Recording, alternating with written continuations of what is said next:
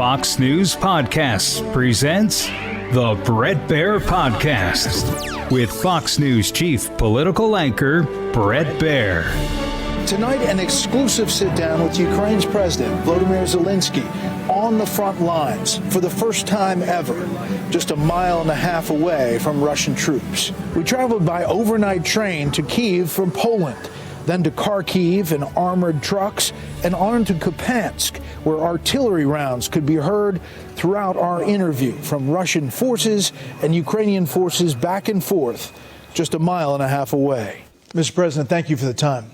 Thank Just you. a few kilometers from the front lines, we've been hearing artillery volleys back and forth all morning. And, you know, we sat here and thought 2 years. You know, in the first days when Russia invaded, many experts thought Kyiv was going to go down in 2 weeks. Here we are 2 years sitting right near the front lines. As you make an effort to get support around the world, where do you see this war right now? Thank you so much, Brad. First of all, thank you, your team, that you came here.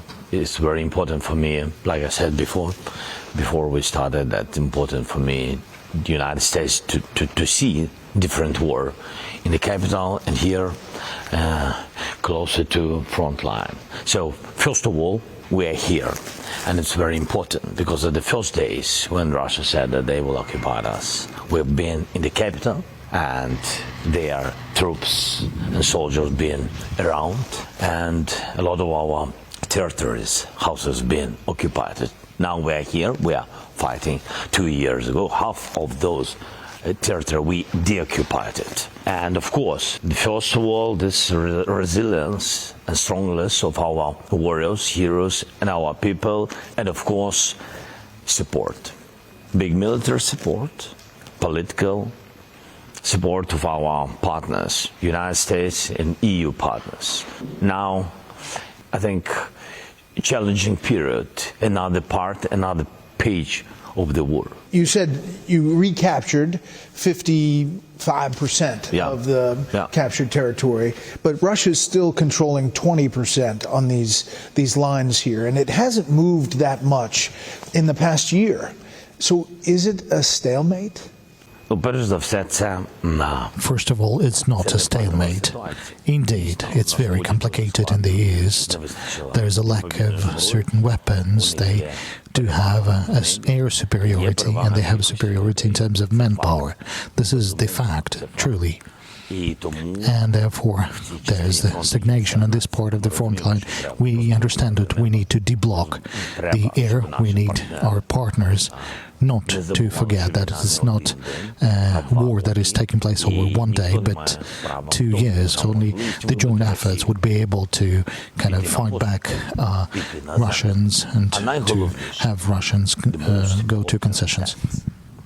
Putin has to understand what all of us have to do to push him. He has to understand that all the world needs peace, and all the world will not give him possibility to occupy Ukraine and to destroy it totally, what he really wanted and still wants. Do you know roughly how many Ukrainians have died in the war so far? We know about tens of thousands of people being killed or tens of thousands of children being deported. We know about this. And should we compare the number of soldiers killed? I would say the ratio is 1 to 5.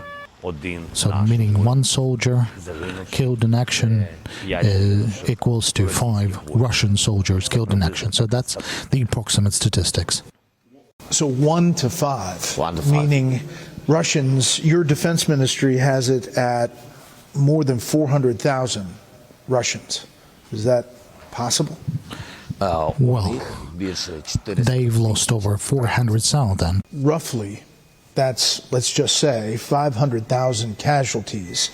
For people in the U.S., that's the size of the city of Atlanta, Georgia. It's a lot of people.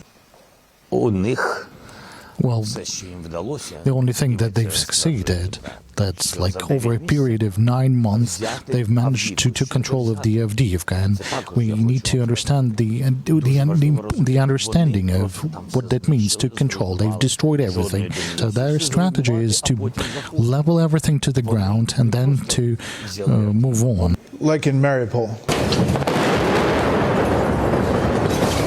Well, nothing was left alive in Mariupol, but in here everything is leveled to the ground. We've lacked the weapons, we've lacked the shellings for the artillery. You recently replaced your commanding general, General Zelenskyy, with a new commanding general. You also replaced many top commanders. So what does that mean? Does it mean you're looking for a shift, a new direction?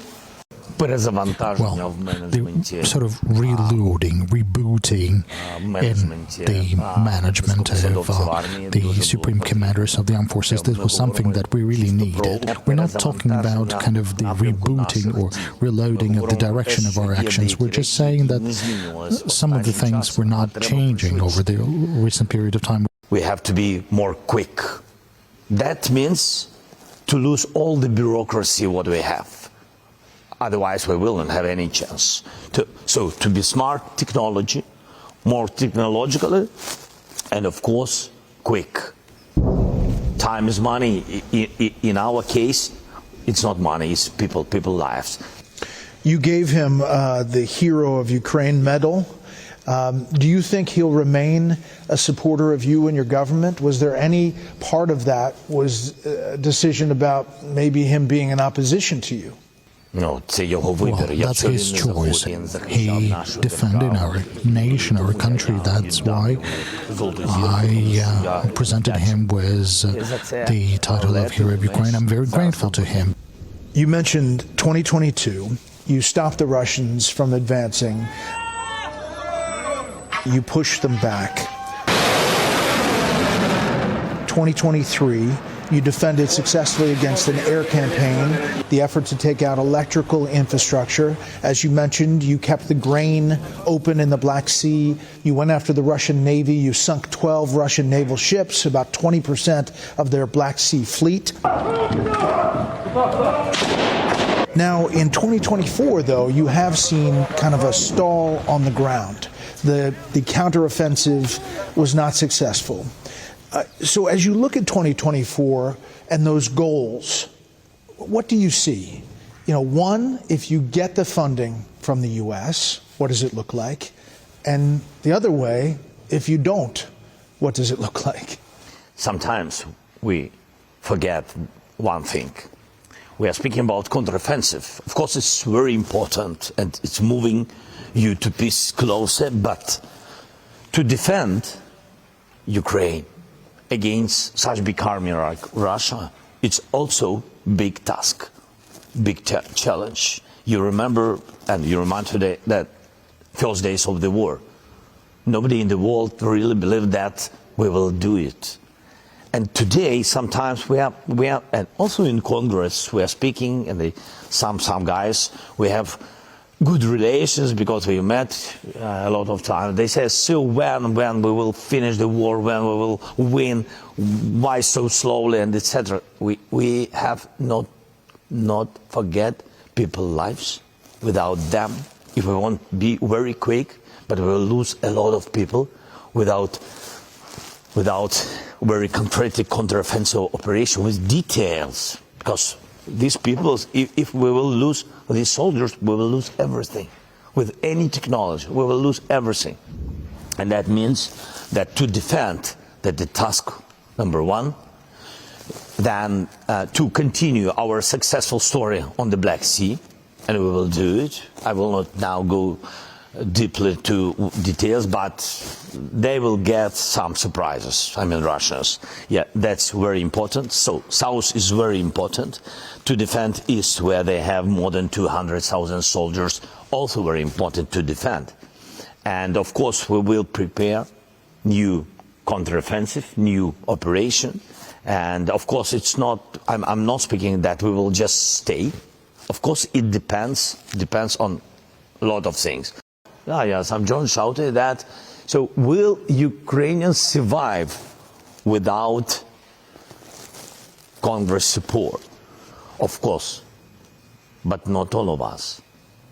And if we understand this price, if the world is ready for this, okay, you will see it. But it's tragedy. It will be tragedy for all of us, not only for Ukraine, not only for Ukrainians, for all Europe. And you will see that they will go. Putin will never stay, will never stop. He will go through Eastern Europe because he wants it, because this is his goal. I want to talk about Putin in a second. You are receiving sophisticated weapon systems now, the HIMARS. You got it, but you got it late. Patriot missile systems, M1 Abrams tanks, F-16s. There are some on Capitol Hill who are the other way. They believe that the administration was slow-walking this or was even reluctant to give this to you in time. I want to ask it this way. Had you gotten that material, those weapon systems earlier, could the counteroffensive have been different? Let's today not speak about the past. Nobody would have known what would happen if we've got something more or less. I know what is happening now, and now you're absolutely right. There's 2 years of this war, there's a new page of this war. Everyone understands now what is happening. That additional Patriot systems, and millions of people will be returned, will be more protected. Additional air defense systems will allow us to take down Russian aircrafts. We're demonstrating that on the everyday basis. Our air defense forces are great. They're taking down enemy fighters, and it means that no bombardment, no shelling. So air defense, radio electronic warfare systems, this is what helps us. We've started the construction of a large amount of drones, but that's not enough, and the United States can help us a lot. Specifically, we need high-range weapons. We talked about this yesterday with congressmen. I talked about this with President Biden. Everyone understands ATACMS for 300 kilometers. That would help us a lot, because it's kind of an unfair war. Our soldiers are standing, and our artillery has a range of around 20 kilometers, because we don't have long-range weapons, and Russians have their artillery with a range of 40 kilometers. That's not fair. So we were saying that to our partners that we don't have this fairness, but if the partners have those systems, why not be providing them to Ukraine?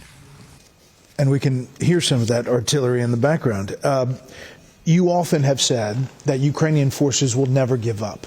They'll never give up the fight. But could you see a scenario where you allow Russia to maintain the 20%, the current lines where we are right now, but the 80% is a sovereign, secure country that is a member of EU and NATO? That we are ready to give some territories and be in EU and NATO. I'm asking the question. Really? Yeah, I understood. Just to understand your question. First, nobody never gave us any such propositions. It's just for you, and I think for the audience, it's very important to understand. You never had that opposite? No, never. Only in media, only some voices, but no any officials proposition. That is the first. The second point, we know the history of our relations with Russia. You remember that we had frozen conflict when they occupied it from the very beginning, the Crimean part of Donbass. They did it. And we had some document, Minsk agreement, yes, in Normandy format, Germany, France, Russia, Ukraine. So we had this document. It was about exchange and ceasefire, everything what now a lot of countries say that we need it, we need ceasefire, we need to sit and have frozen document and war will end. No, the answer is not only about territories, it's about our security. He will never stop. Yes, until he will lose in this war, but he will lose. Not the world. He's losing is just to be on his territory. We don't need any piece of his, any meter of the sovereign other country. That means that we don't want, just my signal is don't want to repeat Minsk agreement, but on another part of our territory. No any new frozen conflicts. We don't believe in it, and I don't trust him. As for the negotiation table, when we've prepared a document on the basis of the peace formula, on the basis of proposals of other countries, so we have this ready-made document, and then we would be able to search for a diplomatic format, how to talk with the representatives of Russia, whatsoever they are. I believe if you don't have any steps coordinated with other partners, then you can't suggest anything to Putin, because he will want nothing. In the strong position, we found one very important diplomatic route. Diplomatic route, it's a document. When it will be ready, it doesn't matter where we will stay at this time. What I wanted to say, it doesn't matter if we will be strong in all the cases I said, and if we will have the document with the most big countries, important countries, decision makers in the world on our side, of course, we can find political negotiations. We'll continue right after this. We continue now with our exclusive coverage and interview with President Zelenskyy. What do you say to somebody in the U.S. who says, I'm worried about corruption. I don't want to give money to some corruption? Everything is transparent now, so we vote anti-corruption reform. The EU gave us 7 reforms what we have to do, anti-corruption reforms, otherwise we couldn't get the candidate status. So for today, we finished about 1 month and a half ago, 2 months ago, so we finished with all these reforms. Everything is accepted with the people of EU on the level of presidents of Euro Commission and the level of Parliament, all of them. So that's only just a month ago. Yeah. So we finished with all of them. It was very important. The list of difficult anti-corruption reforms. Why difficult for us? Because during the war, it's difficult to vote everything and provide by government after parliamentarians voting. So for today, everything is finished. Everything is clean. And all of them said that, all the leaders of EU, they all say yes. So you're being transparent. Even before all these reforms, a lot of times I said in the White House and in EU, I always said, we are very open, please. I want to go back to Congress. You do have some critics of funding, vocal critics. Here's 3 senators. We are not, as a Republican Party, behind unlimited, unaccounted for aid to Ukraine without any goals in mind, without any sense of where the money is going. We've got money without end. We've got enough money to pay for bureaucrats' salaries. We've got enough money to pay for Ukrainian government officials' pensions. We are paying Ukrainian farmers, and yet we just punted the farm bill for American farmers next year. Can you respond to all that? We are thankful for this support, but mostly it's military one. We spend this money on military, so our pensioners don't need any guns first. So our soldiers need, and our people, and at least this is the security of Europe. And so mostly from this money, maybe somebody from senators, yes, you said, somebody, maybe they don't want to hear it, but it's truth, and they can ask your defending industry. There is a study that says that 61% of the U.S. funds have been used for military operations in Ukraine, 31% to replenish DoD weapon stockpiles in the U.S. So with that said, if they came up with a plan that scaled back a little bit, but you got money, but maybe you didn't get the economic side, would you push for that? We have some financial support for supporting infrastructure, for some bridges or for bomb shelters, etc. But at least this is also the same. When soldiers on the front line, just for such senators, just to understand, when soldiers on the front line, the question is money, not. The first question, they are defending and they have to think and focus only on the front line, on the enemy, because they are defending all other civilians. And they don't have any time to think what's going on with their children. their children, their wives, and their relatives, mothers and fathers, they have to be also in secure zone. Bomb shelters for schools, bomb shelters for hospitals. What is it? This is for pensioners or for whom? This all of us in the front, soldiers in the front line. So all your support, what you give, this financial part that you said, yes, all this is the part of defending of Ukraine. President Trump suggested making the money a loan. You said in Munich you'd like to invite President Trump to the front lines. If Mr. Trump, if he will come, I'm ready even to go with him to the front line. If he was here, like we are, yeah, what would you tell him? But I think his eyes, first of all, his eyes, ears. I can hear it. Yes, will tell him what's going on. First of all, why I said, please come. I'm happy to see all the candidates and all the people who are decision makers or can support, not to be against, just to understand what the war in Ukraine means. Who opened this war, who began it, and what's going on, what's around. What brilliant Ukraine we had. We have beautiful country, but in the war, it's another picture, another lives. I suggest him just to come. I'm ready to go with him. Maybe he wants alone, without me. It doesn't matter for me. Come, see people, just to speak them on the streets. Because you don't know how he's going to solve it in 24 or 48 hours. I can't understand how it can be. He can solve this problem, this tragedy with me. Yes, of course. I will explain everything, and he will explain what his thoughts. Maybe he has some ideas. I don't know, but he will see what's going on. And after that, I think he will change his mind and will understand that there is no two sides of this war. There is only one enemy, and this is the position of Putin. A couple more critics that I want you just to address their criticism. Okay. You canceled the presidential election. Canceled the election. No, I didn't. For an emergency because of the war. No.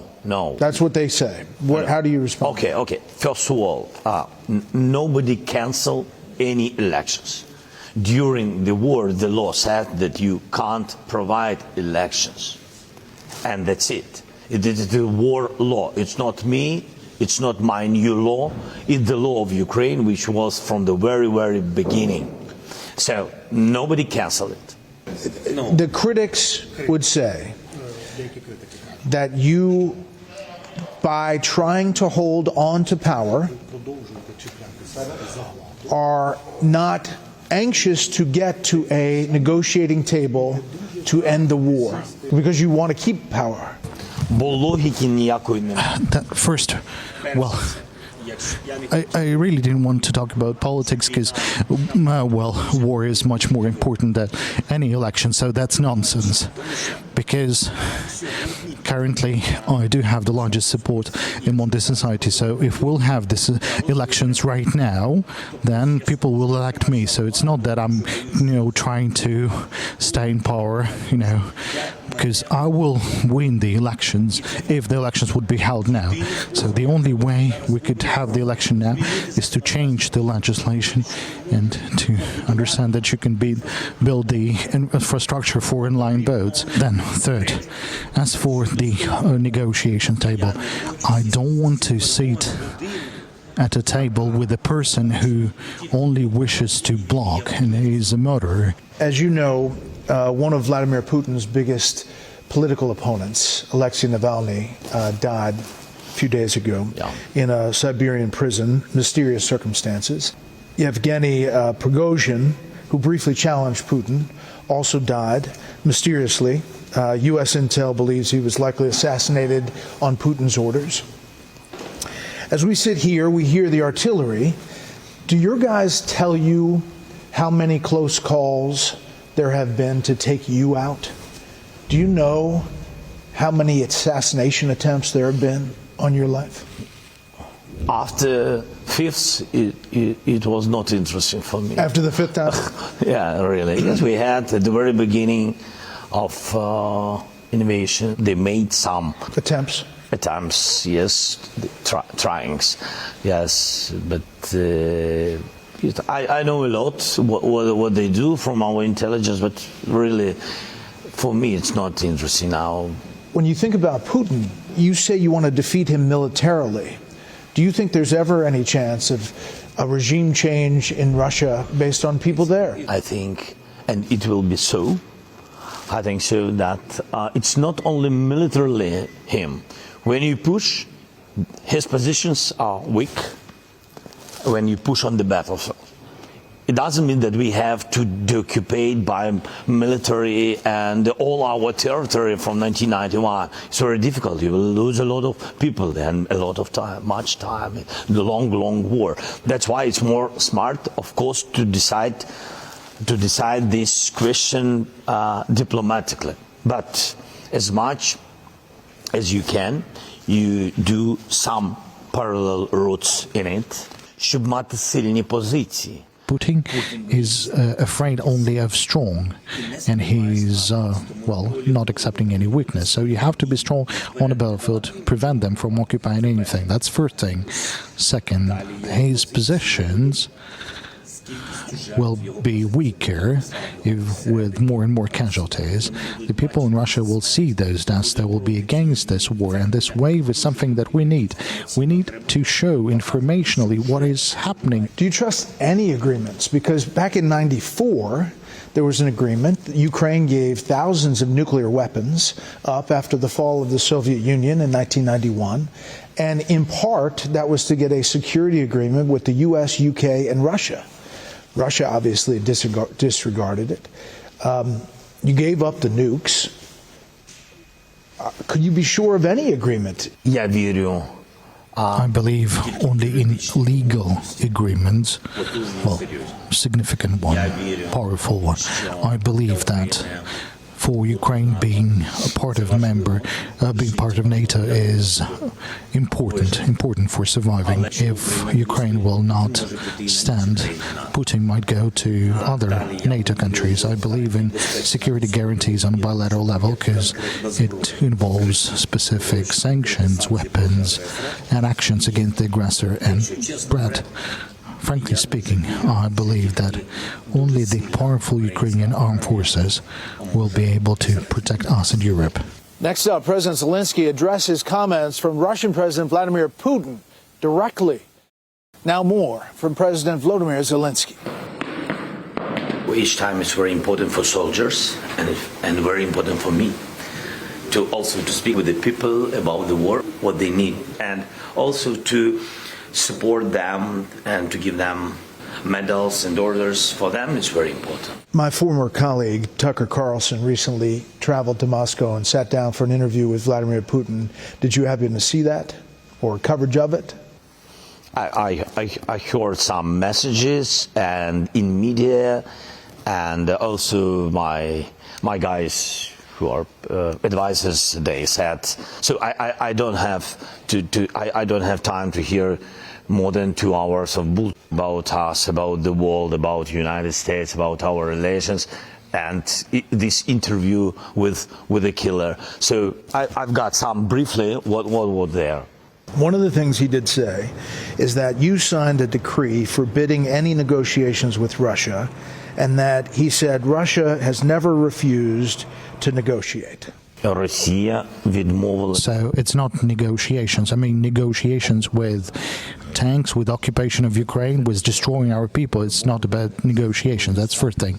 Secondly, everyone knows and everyone will tell you, both Macron and Scholz, they talked to Putin before the occupation, and he told that there would be no occupation, there would be no invasion, and after that, just half an hour before the invasion, he sent them a note. So he can't be trusted, and whatever he's promising, well, that's nothing. He also said that he has no interest in going into Poland, Latvia, or anywhere else. Do you think that that's part of the bull that you said. Yes. Look, first of all, I believe that he's not really an adequate person, and he doesn't really remember what he's saying in different interviews. People around him, they're saying that he's not willing to stop until they reach their goals. But he also calls you a neo-Nazi, by the way, and says you have Nazis in your administration. I heard about this. Keep searching for them in administration, but I couldn't find it. But we'll keep working, keep searching. The U.S. is supporting, and we'll see what happens in Congress. But at the same time, the Biden administration is supporting, they're also installing a moratorium on liquid natural gas. In other words, they're saying the stopping of the selling of liquid natural gas, which means that Russia may actually start selling liquid natural gas to Europe again. Do you have a problem with that? Let's be frank. The European countries are trading with gas and energy kind of resources with Russia, like gas, oil. This is happening. But gradually, they are becoming independent from the energy standpoint, and Germany has already demonstrated this. And I believe, even though the war, brings no positive aspects, but Europe is becoming more independent. Russia is going to get a lot more money based on this. As they're trying to support you, push back on Russia, at the same time, in essence, by a climate change rule, they are supporting Russia to get more money. Our example, even during war, we didn't get any gas from any countries. All gas we use, it's Ukrainian. This year, we use only our gas. We don't be depending on Putin's mood. Ending where we began, 2 years is a long time. I know you feel it. I've talked to people in your streets who feel it. So when does it end? I think it's not very fair to ask Ukrainians when the war will finish. We are doing everything possible for the war to end as soon as possible. When the world will be ready to stop Putin. Well, let's be frank. The world is not really ready for Putin to be able to lose his power. The world is afraid of changes in Russian Federation. The United States and the European countries and the global South countries. So when the world will understand exactly that, Putin has broken all the red lines, he's an inadequate person, that he's a threat to the whole world, that he will destroy NATO. That's his goal. So when the world will understand that, okay, that's it. So in this moment, the war will end. What is your message to Congress? We are thankful for everything being done by the United States, by President and Congress. And my message is, if they want to be very pragmatic, the price we are asking now to support, this price is less than it will be in the future if we'll fallen down and Putin will go to NATO countries. They will pay much more, much more. We just want to live, to survive. We don't have alternative. We just want to survive. I think congressmen, just people with their families, with their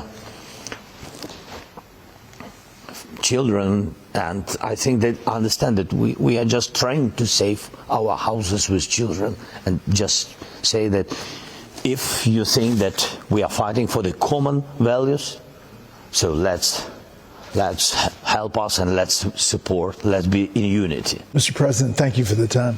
Thank you so much, Bret. Thank you. Covering war is a tough thing.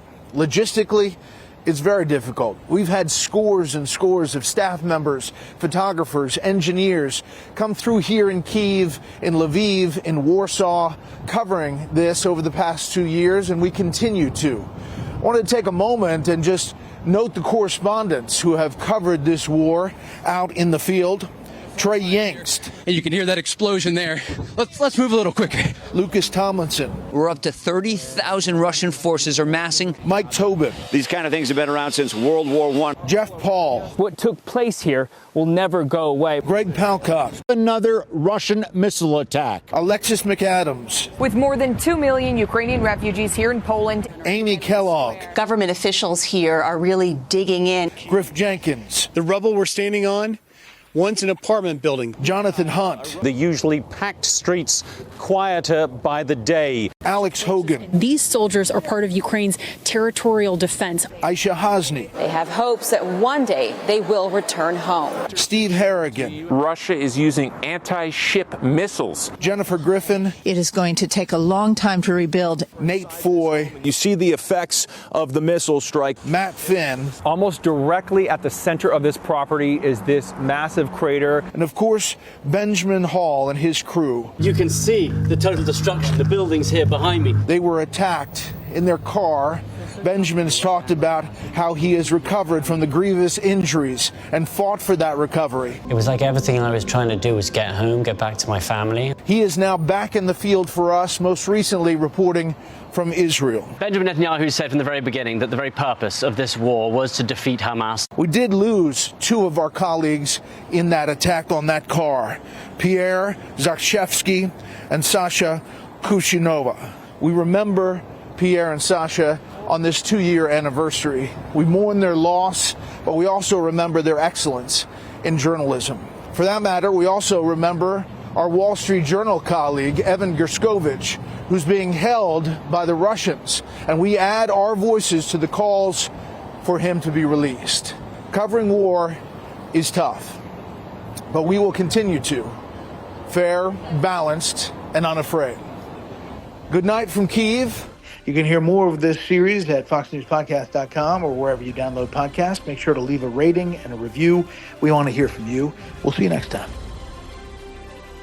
Listen ad-free with a Fox News Podcast Plus subscription on Apple Podcasts, and Amazon Prime members can listen to this show ad-free on the Amazon Music app.